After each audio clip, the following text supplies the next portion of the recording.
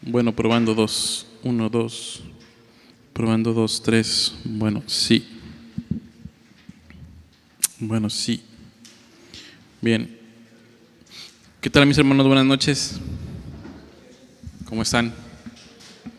¿Bien? Qué bueno, me da gusto. Los niños pueden pasar a su clase el día de hoy, por favor.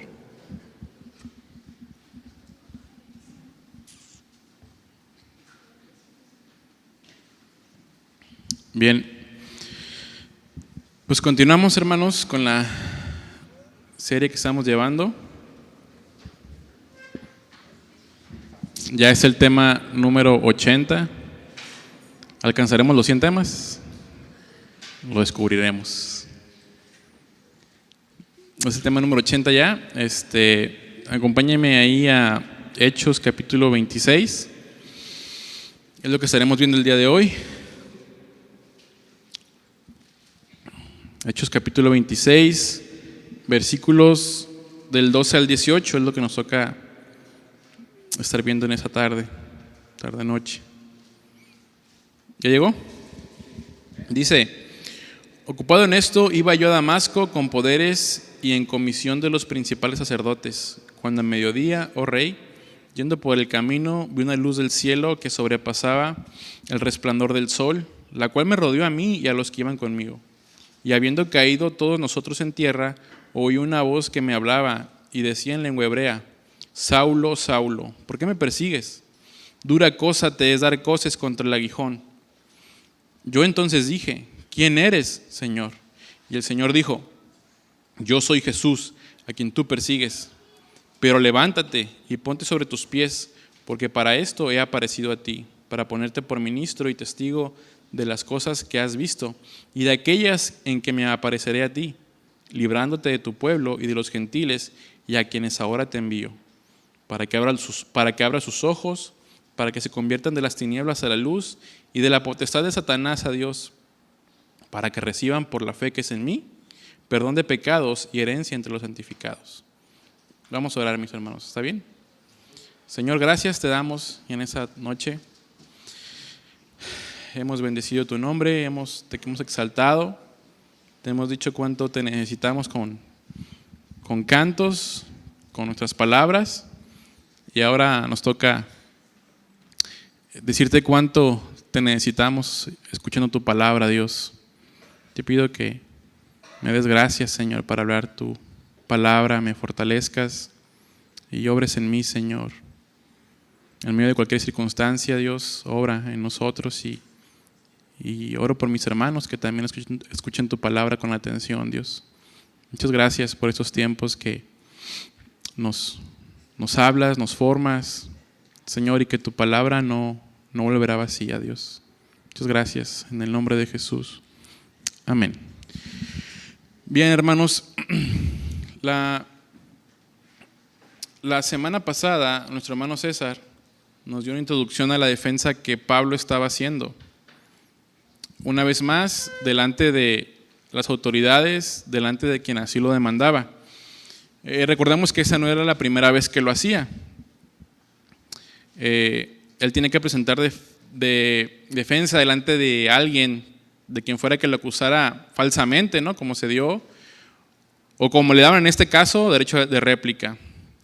En el capítulo 21 hasta el 25 y ahora en el 26 podemos encontrar estas defensas o apelaciones de Pablo.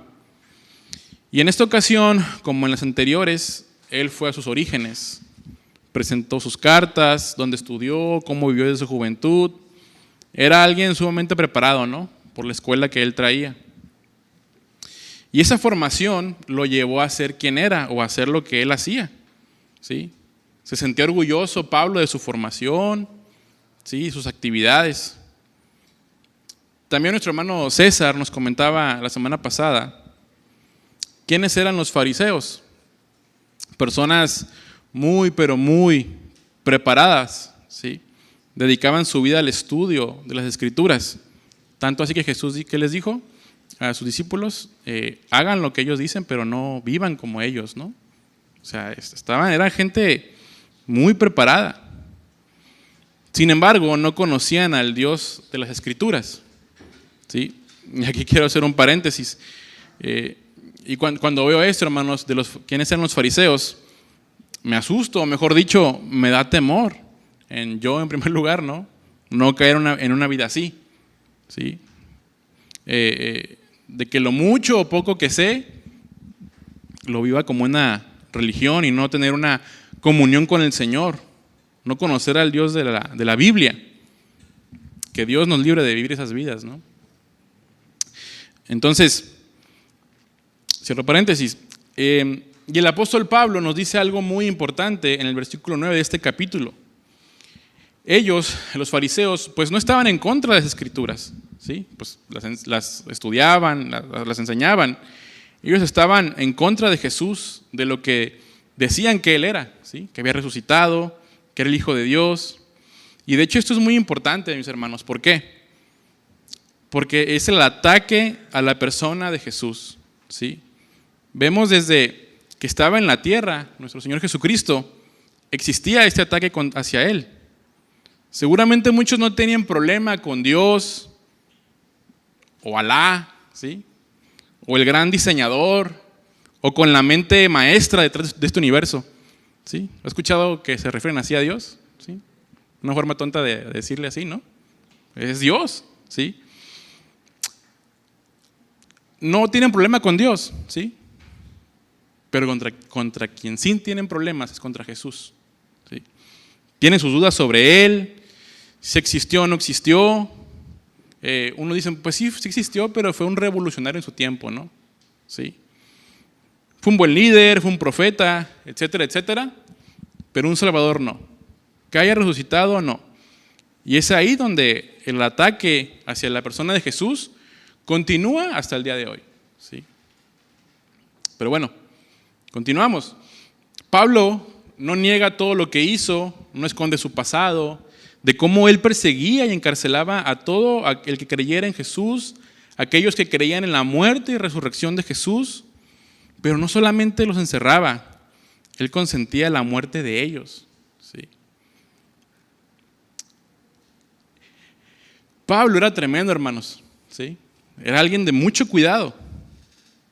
Dice él mismo, que ahorita lo vamos a ver, que él obligaba a los santos a blasfemar contra Jesús, es decir, a maldecir su nombre. O sea, qué fuerte, ¿no? No solamente consentían que se le quitaba la vida, pero aún en eso puede sonar fuerte lo que voy a decir. Bueno, si no negaban a Jesús y morían y no lo negaban, bueno, si iban con el Señor, ¿no? Tenían la esperanza. Pero era de que si blasfemaron contra el nombre de Jesús, pues no sabemos si se arrepintió o no, ¿no? Ojalá sí. Pero a ese grado era Pablo, tenía ese celo, ¿no? Y en el versículo 11 dice que, de Hechos 26, dice que estaba enfurecido sobremanera. En otra versión dice que estaba locamente enfurecido contra ellos. ¿Usted se ha enojado alguna vez así? Enojado locamente.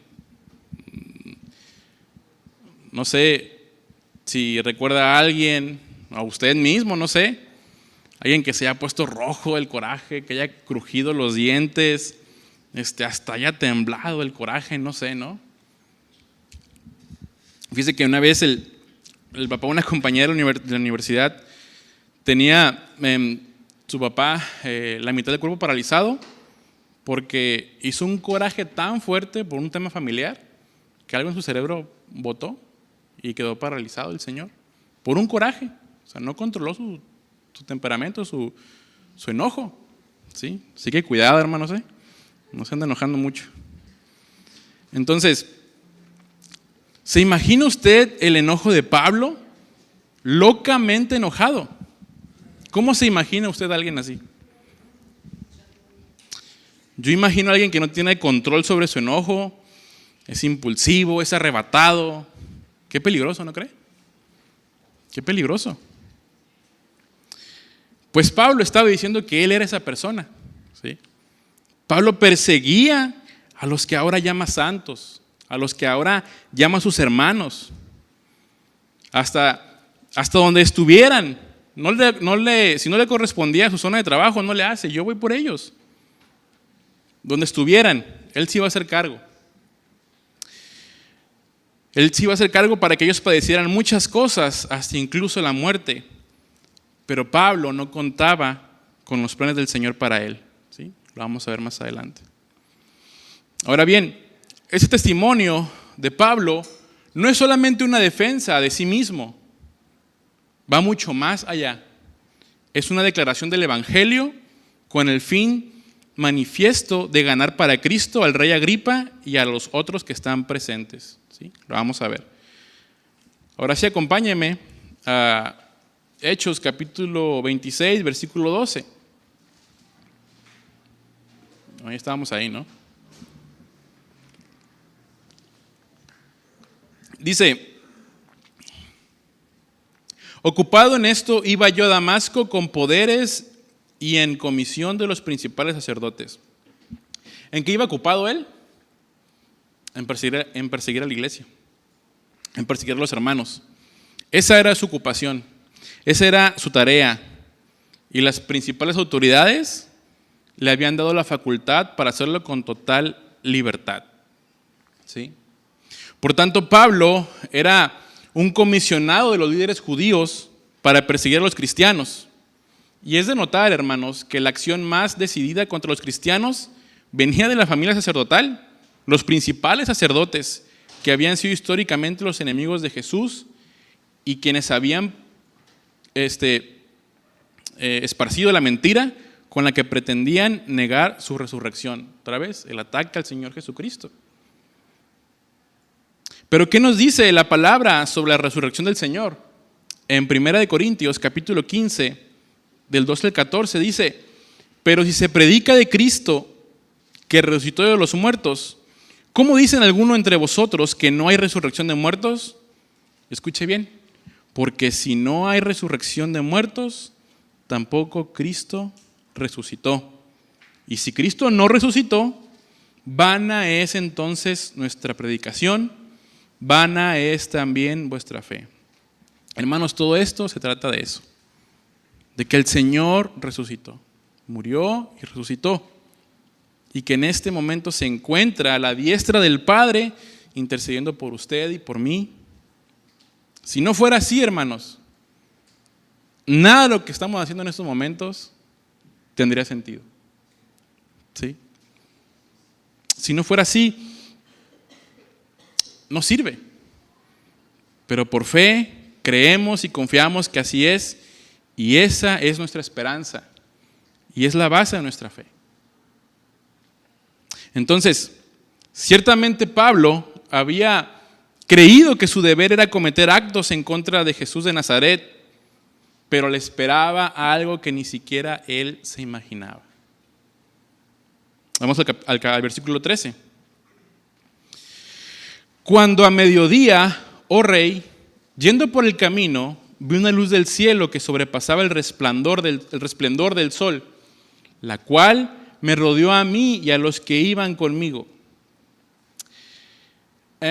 Se considera, hermanos, que el máximo resplandor del sol está entre las 10 de la mañana y 4 de la tarde, ¿sí? ¿Cómo le caería a usted por ahí de las 12 de la tarde, un día de agosto, caminar por el malecón? Terrible, ¿no? ¿Qué poder aguantar? ¿No? Está muy fuerte el sol.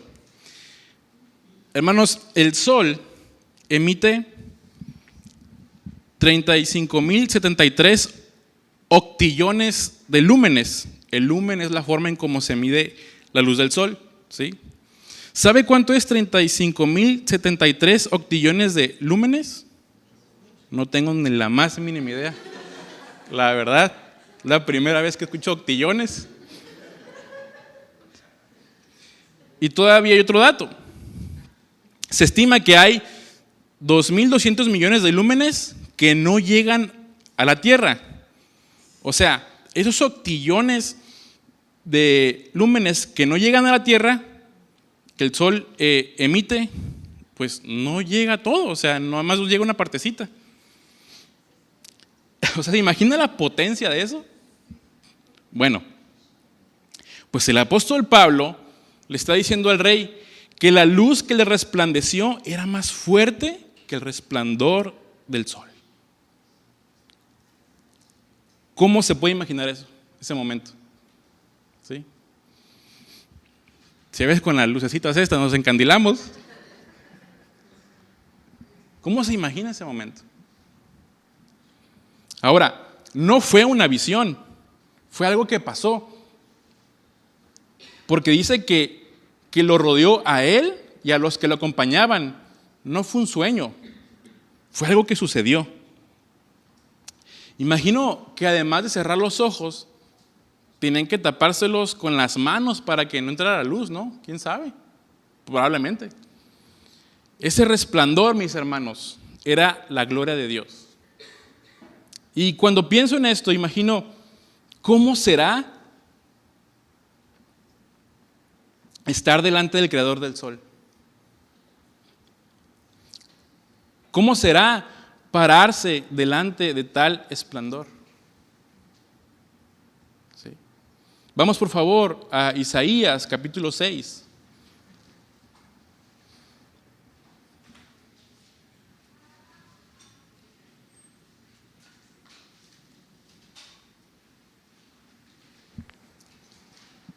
Isaías capítulo 6, versículo 1 y 3 dice: En el año que murió el rey Usías, vi yo al Señor sentado sobre un trono alto y sublime, y sus faldas llenaban el templo. Por encima de él había serafines, cada uno tenía 6 alas, con 2 cubrían sus rostros, con 2 cubrían sus pies, y con 2 volaban, y el uno al otro daba voces diciendo: Santo, Santo, Santo, Jehová de los ejércitos. Toda la tierra está llena de su gloria. ¿Cómo será, hermanos, estar delante de tal luz?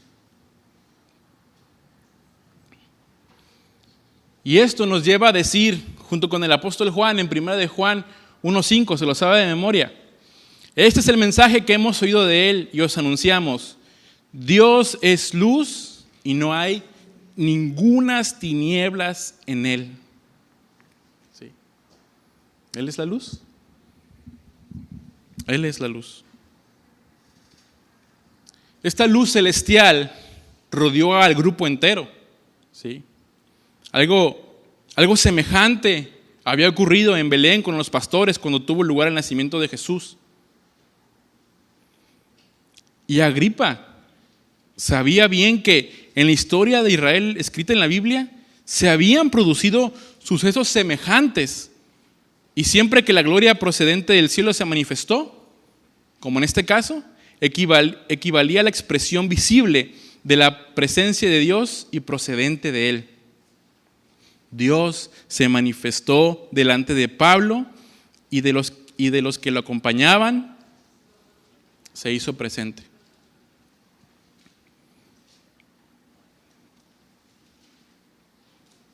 Sigamos más adelante, versículo 14 de Hechos 26. Dice: Y habiendo caído todos nosotros en tierra, oí una voz que me hablaba y decía en lengua hebrea: Saulo, Saulo, ¿por qué me persigues? Dura cosa te es dar coces contra el aguijón. Este hecho, hermanos, de caer en tierra, mire, para mí es muy importante ver cada detalle, ¿no? No sé si me estoy teniendo mucho, pero para mí es importante ver cada detalle, ¿sí? ¿Qué significa? ¿Por qué dice eso?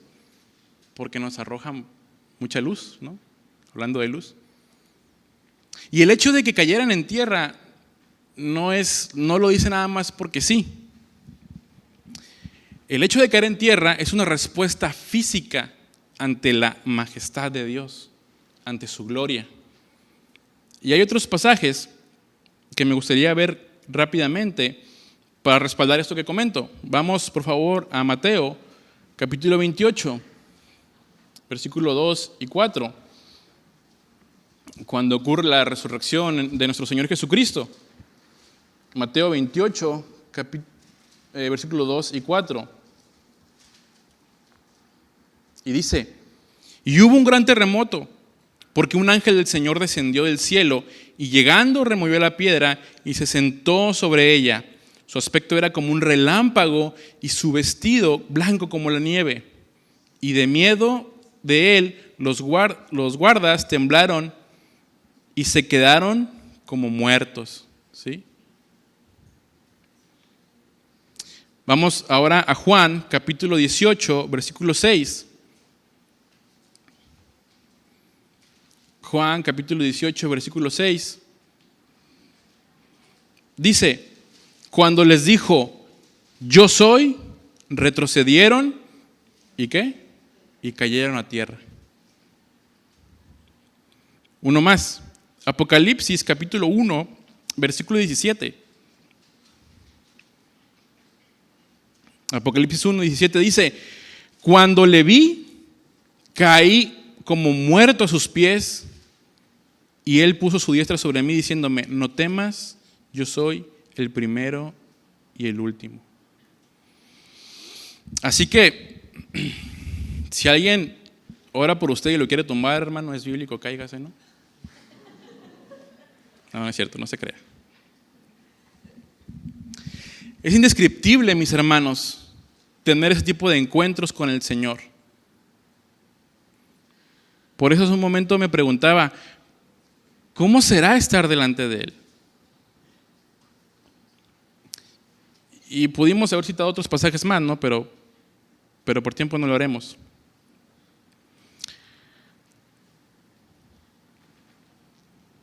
Pero Pablo decía esto, que en ese momento era Saulo, no, ya era Pablo, perdón. En ese momento que se encontraba frente del Rey de la gloria. Y con esos encuentros, si vemos a lo largo de la Escritura, cómo quedaba el cuerpo de aquellos que tenían un encuentro con el Señor. Por ejemplo, tenemos a Moisés. ¿Qué le pasó? Su cara brillaba. A Jacob, que peleó con el ángel, el muslo fue dislocado. Y Pablo iba a tener una ceguera temporal y además no iba a tomar agua ni comer nada por 3 días. Hermanos, ¿cómo queda uno cuando tiene un encuentro con el Señor? O sea, quedas tocado. ¿Sí? Cuando pasa eso, mis hermanos, hay evidencia. Cuando alguien se encuentra con el Señor, se nota. Cuando alguien se topa con Él, no puede seguir igual. Es imposible. ¿Sí? Pablo se había encontrado con el Señor. Pero continuemos. El Señor se le revela y le llama 2 veces por su nombre, Saulo, Saulo. Y esto lo hace para llamar la atención de él. Era una forma típica hebrea de hacerlo. ¿Sí? Después le lanza una pregunta directa, ¿no? ¿Por qué me persigues? La pregunta era para Pablo, no era para los demás. Era para el perseguidor de cristianos. Un comentarista dice, no creo que el Señor Jesús jamás haya tenido otro enemigo tan amargo y tan brutal como Saulo de Tarso. Él tenía un odio crónico y agudo contra Jesucristo y el Evangelio. En ese momento, seguramente era el enemigo número 1 del Señor Jesús. Bueno, a lo mejor el 2 después de Satanás. Y hermanos, viendo quién era Pablo, ¿no le da esperanza a esto? El que encarcelaba, el que hacía blasfemar el nombre de Jesús, el que consentía el sufrimiento y muerte de cristianos. ¡Qué personaje! Pero no hay imposibles para el Señor.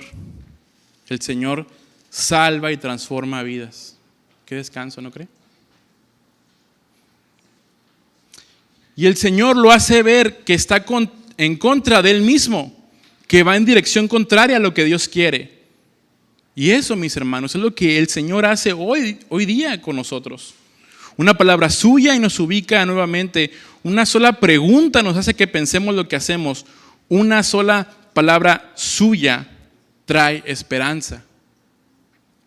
El asunto es, ¿estamos poniendo atención a la palabra, a lo que Él dice? La frase, dura cosa te es dar coces contra el aguijón, esta expresión se refiere a los efectos bien conocidos en el sector agrícola de un buey que repentinamente lanza una coz para sentir el doloroso efecto de un aguijón que se clava en su pata. En cierta medida, esta acción es contraria del animal a servir a su dueño, le lleva a experimentar un dolor. Una coz, mis hermanos, es una patada violenta hacia atrás por parte de un animal, ¿no? O sea, es como patear así. ¿Sí? ¿Otra vez? Patear así.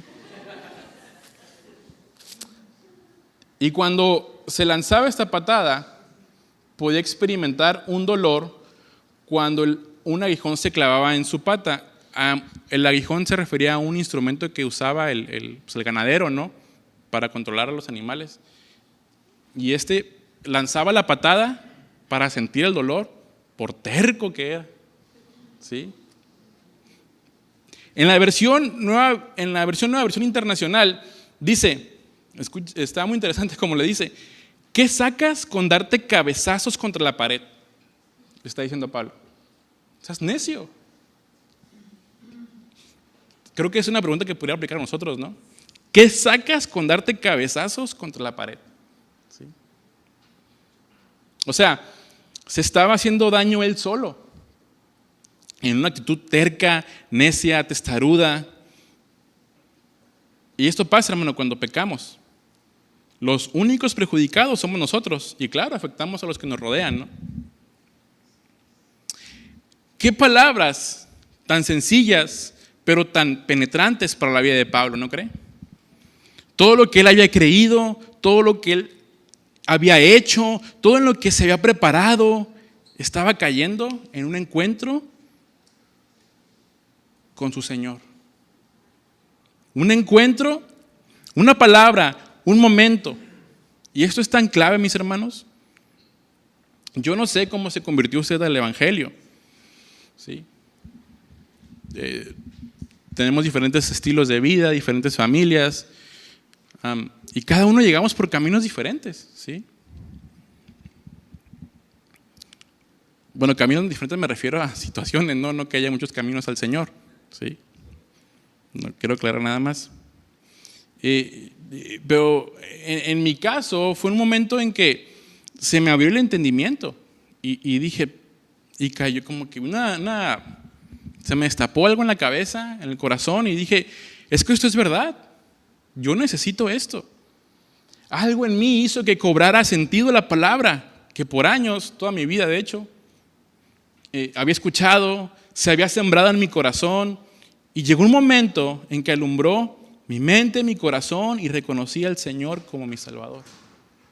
Repito, yo no sé cómo llegó el Evangelio a sus vidas, pero hubo un momento en que la palabra que fue sembrada dio fruto. Y hermanos, necesitamos seguir hablando la palabra, porque no sabemos en qué tiempo producirá fruto en aquellos que lo escuchen.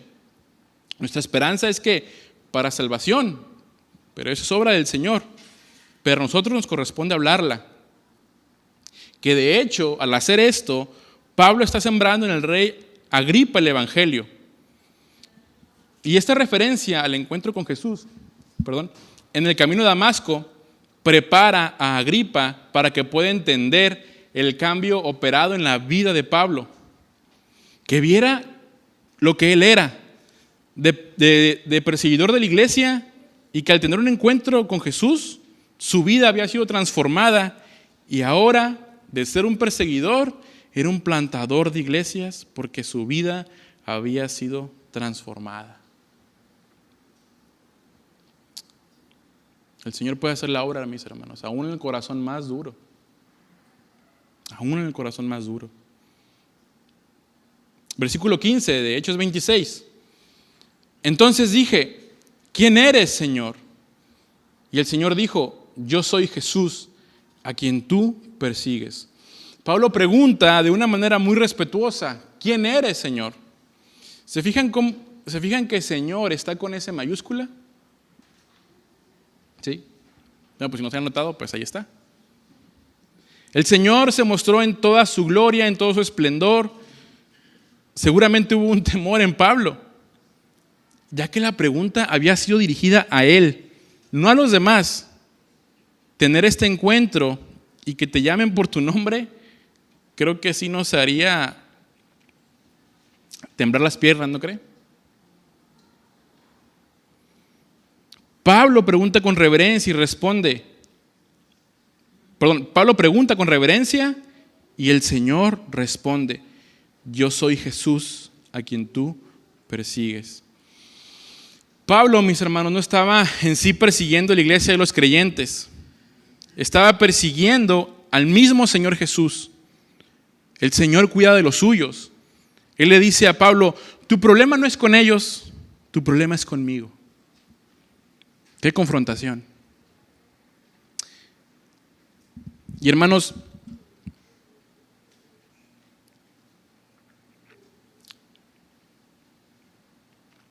cuando hay ese tipo de situaciones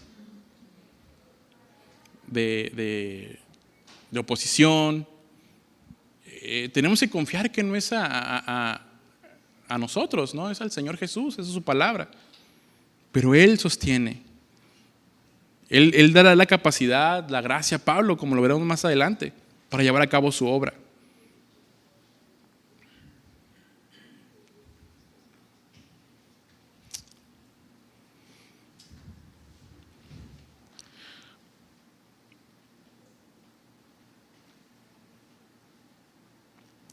Mire, el mensaje, la palabra que predicamos, que enseñamos, es del Señor.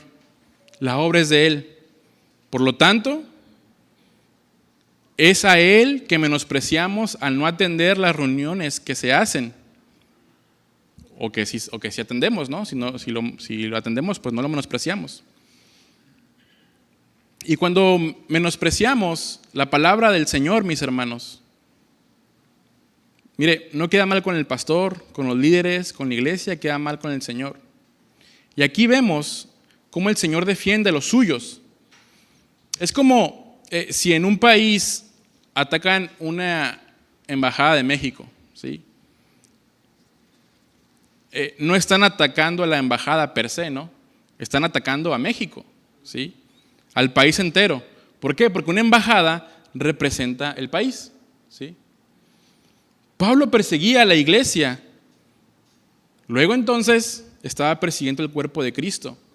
Y eso cambia totalmente las cosas.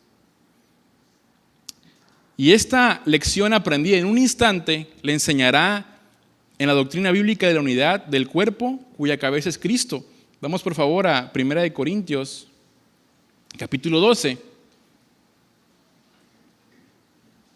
Capítulo 12, versículos 2 y 13.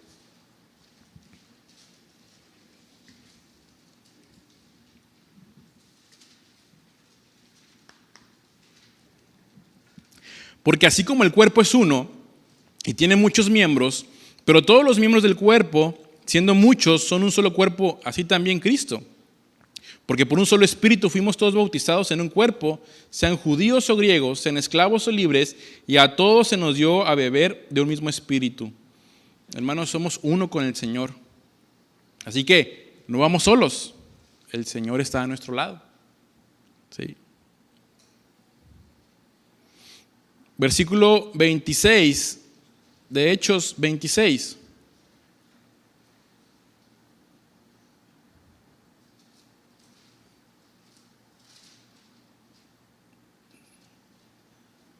Dice, Pero levántate y ponte sobre tus pies, porque para esto he aparecido a ti, para ponerte por ministro y testigo de las cosas que has visto y de aquellas en que me apareceré a ti. Dios se reveló a Pablo, tuvieron un encuentro, ahora le dice que se pare y otra vez, y decirle esto no es una casualidad. Esta orden de decir levántate es dicha en diferentes pasajes de la Biblia, y esta palabra tiene el sentido, ¿de qué cree? De ponerse en acción. ¿Sí? Hermanos, cuando el Señor nos habla, cuando nos encontramos con Él en su palabra, ¿usted cree que es para quedarse así de bonitos, como se ven ahorita? ¿Usted cree que el Señor le va a hablar para que se quede sentado? Claro que no. Es para accionar, para ponerse a trabajar, para activarse, para ponerse en movimiento. Hermanos, ¿para qué quiere que le hable el Señor? ¿Solo para tener la información correcta? ¿De qué le serviría eso? Si no va a accionar, ¿de qué le serviría tener la información correcta? ¿Sí? De hecho, está peor, porque si sabe la información correcta y que lo que tiene que hacer no lo hace, no habrá justificación el día de mañana. Se te dijo y no atendiste.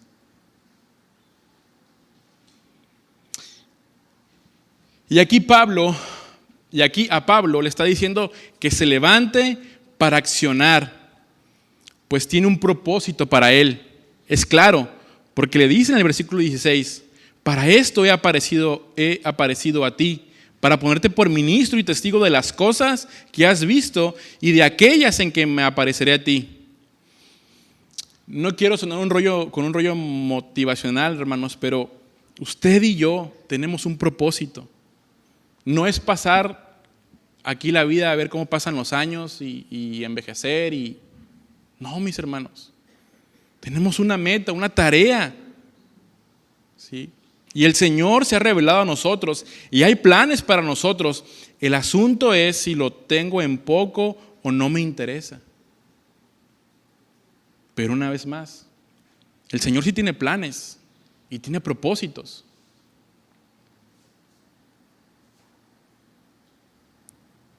Y el Señor había en ese momento nombrado a Pablo ministro de él.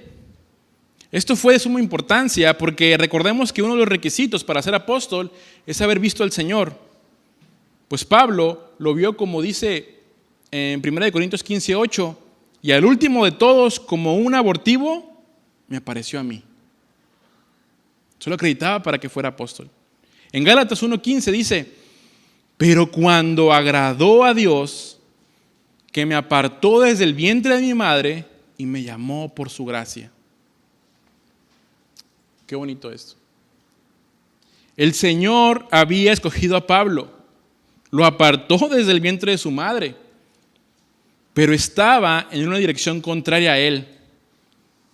Pero el Señor se encargó de traerlo de vuelta a su propósito. Y mire, hermanos, déjenme decirle algo que lo experimenté de una manera personal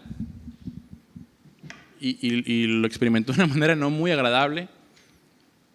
Y es que si usted, escuche bien, si usted le pertenece al Señor,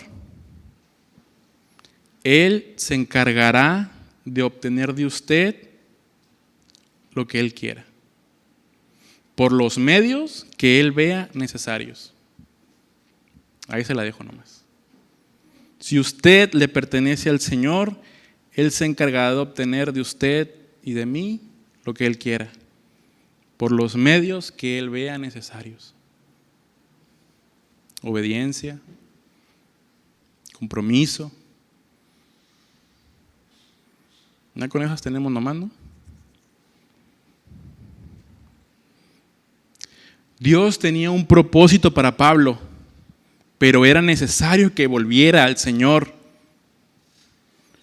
¿En qué dirección nos encontramos el día de hoy, hermanos?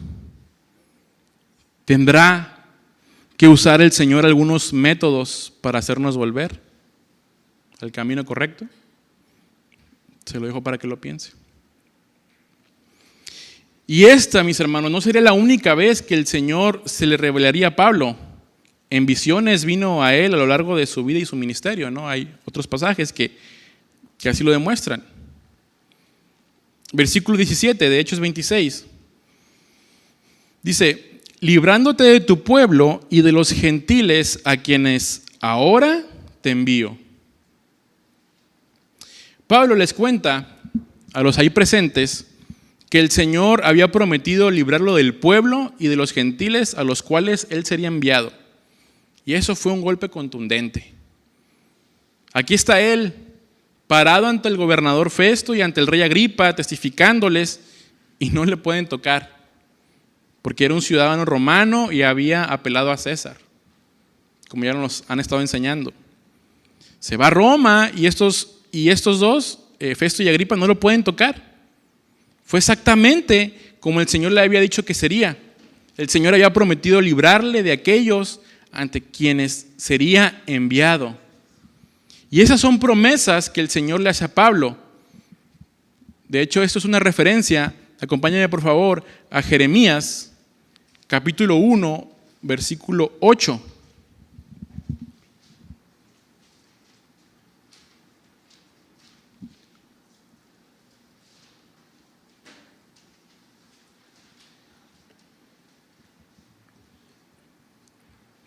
Jeremías 1:8 dice: no temas delante de ellos, porque estoy contigo, porque contigo estoy para librarte, dice Jehová.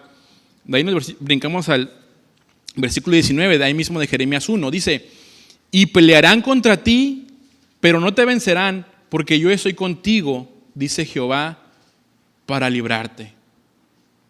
Qué promesas, ¿no cree? El Señor no solo le dijo qué hacer, sino que también le dijo que Él estaría con él. Iba a ser una tarea muy difícil, que incluso le va a costar su vida a Pablo. Pero el Señor iba a estar con él todo el tiempo. Iba a tener oposición, que vimos que la tuvo. Pero el Señor estaría ahí hasta que él cumpliera la tarea que se le había de encomendar, de ir a los gentiles y anunciar su mensaje. Hermanos, si el Señor lo llama a usted, a lo que sea que lo llame, el Señor sostiene su obra. El Señor la inició y Él la sostendrá hasta el día que Él venga por los suyos. Pero mientras tanto, necesitamos hacer nuestra parte. Eso no lo puede hacer el Señor por nosotros, pero sí usar a otros. Pero yo quiero hacer lo que me corresponde. ¿Y usted? No muy convencido, pero ojalá sí.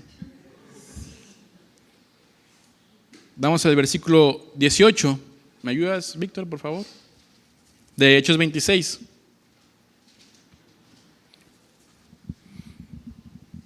Versículo 18 dice: para que abra sus ojos, para que se conviertan de las tinieblas a la luz y de la potestad de Satanás a Dios, para que reciban por la fe que es en mí perdón de pecados y herencia entre los santificados. Este versículo, mis hermanos, es un resumen perfecto del Evangelio, de lo que el Señor ha hecho por nosotros y de lo que Él quiere hacer por aquellos que no lo conocen. Uno, nos abre los ojos. Cuando Cristo entra en nuestra vida, nos permite ver lo que no habíamos visto nunca. Hay otros afectos, lo que antes me parecía bueno ya no me parece tan bueno. En lo que antes me deleitaba, pues ya no. Tiene que haber cambios. Abre los ojos de nuestro entendimiento. Pregúntese si se sigue deleitando, viendo, amando las mismas cosas que antes de conocer al Señor. Lo otro que hace por nosotros, nos convierte de la oscuridad a la luz. Antes de conocer a Cristo, es como si estuviéramos orientados al revés, yendo en otra dirección y andando en la oscuridad. Y cuando lo conocemos, vamos caminando hacia la luz y vemos el camino perfectamente, como esos octillones de lúmenes que nos alumbran, más luz que eso. Nos traslada del dominio de Satanás al de Dios. Éramos hijos de desobediencia, hijos de ira, esclavos del pecado, pero ahora estamos bajo el dominio del Señor. Antes el pecado nos tenía esclavizados, pero ahora el poder triunfante de Dios nos permite vivir una vida de bondad, victoriosa y libre del pecado. Y nos concede perdón de nuestros pecados y la entrada a participar de la bendición de todos los que han llegado a ser el pueblo consagrado a Dios al creer en Jesucristo. En cuanto al pasado, mis hermanos, ha sido quebrantado el poder del pecado, y en cuanto al futuro, tenemos una vida nueva y limpia. Tenemos esperanza. Y ahora, no es que Pablo en sí tuviera el poder para hacer esto, no, sino que él, por medio del mensaje que él iba a hablar, es por ese mensaje que vendría todo esto que acabamos de mencionar. Y hermanos, el Evangelio no ha perdido su poder. El Evangelio no ha perdido su vigencia. El Evangelio no necesita adaptarse a estos tiempos. No necesita ajustarse a la época. Para nada es así. En Mateo capítulo 24, versículo 35, dice el Señor Jesús: el cielo y la tierra pasarán, pero mis palabras no pasarán. Aquí el Señor Jesús estaba hablando sobre el final de los tiempos y deja claro esto, que sus palabras no pasarán. Por tanto, mis hermanos, no tenemos que añadir nada a este mensaje ni adaptarlo a estos tiempos, sino todo lo contrario. Todo se tiene que ajustar a lo que Dios dice en su palabra. Nosotros adaptarnos a ella, ser transformados por ella. Y hermanos, una vez más, Pablo no es que estuviera haciendo una defensa en sí de sí, sino que estaba compartiendo el Evangelio a los ahí presentes. Seguramente no estaba cómodo, pues estaba encadenado, probablemente no parecía el mejor escenario para compartir el Evangelio, pero aprovechó cada oportunidad para hacerlo. Bueno, ¿cómo estamos nosotros en ese tema? Pablo relató quién era y cómo el Señor lo había encontrado y lo que ahora era. Qué transformación, ¿no cree? Hermanos, ¿el Señor lo ha cambiado? ¿Su vida da evidencia de ese cambio? Preguntémonos si en verdad reflejamos el Evangelio. Si han habido esos cambios en nosotros, y prediquemos a otros sobre esta esperanza que está en nosotros. ¿Cómo ve?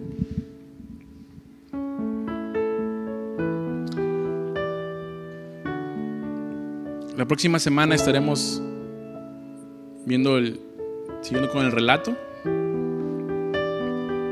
así que no falte. Acompáñenme a orar, mis hermanos. Si el Señor habló algo a su vida, a su corazón, dele gracias por eso y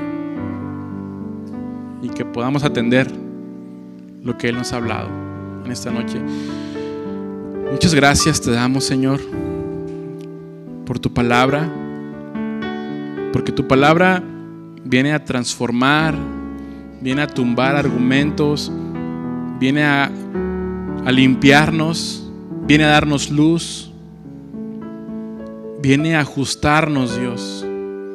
Y Señor, seguramente hay áreas en nuestras vidas que no hemos rendido completamente a ti, Señor.